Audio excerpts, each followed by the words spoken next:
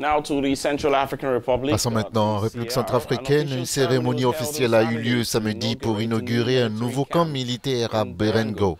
Le camp a un contingent d'environ 400 soldats et a été formé par des soldats russes. La cérémonie d'inauguration s'est déroulée en présence de nombreux représentants du gouvernement et du président Touadéra. En effet, Jerry, le gouvernement du président Faustin Archange Touadéra s'est donné pour principal chantier la reconstruction de l'armée après une guerre civile brutale. Des soldats russes, dans le cadre d'un accord avec les forces armées centrafricaines, ont formé des soldats nationaux et établi un camp d'entraînement militaire à Berengo, au sud-ouest de la capitale Bangui. Et pour tenter de mieux comprendre les enjeux de cette reconstruction, de cette réorganisation militaire, nous sommes en ligne justement avec Richard Ouaga, diplomate basé à Bangui, justement. Monsieur Ouaga, samedi dernier, un troisième groupe donc, de 400 militaires centrafricains formés par des encadreurs russes ont été présentés au président Touadéra. Hier, lundi, les FACA ont reçu de véhicules des États-Unis. S'achemine-t-on, à votre avis, vers une autonomisation de la RCA en matière de défense et militaire?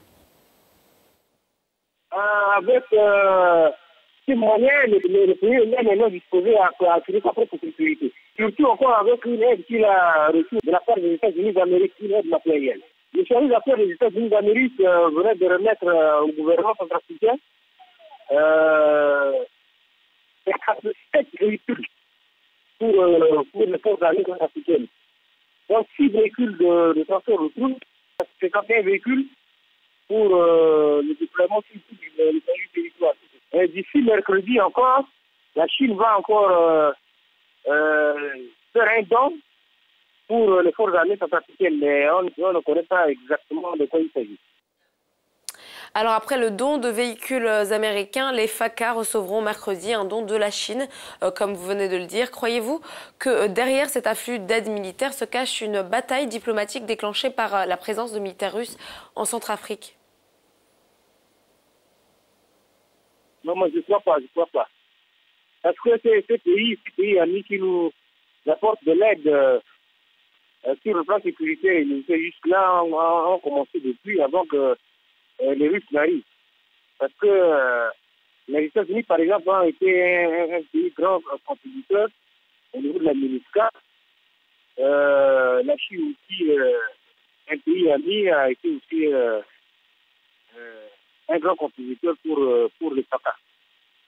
Donc ce n'est pas par rapport à la présence russe. La Russie aussi, la Fédération de Russie, c'est un pays ami, comme tout autre.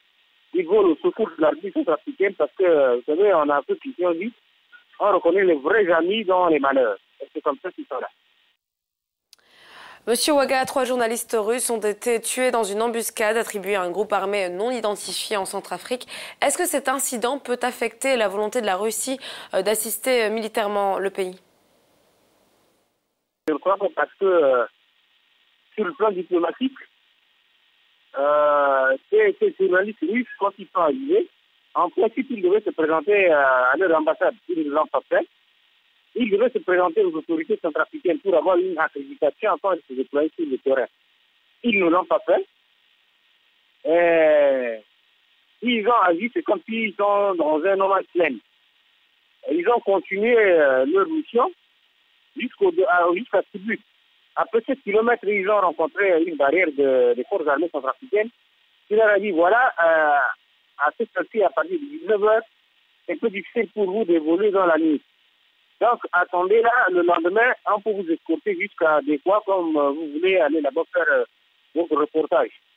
Bon, ils ont refusé, et ils ont continué, à quelques kilomètres, je crois, 23 kilomètres ou 24 kilomètres, ils sont tombés dans l'embuscade pour se faire tuer.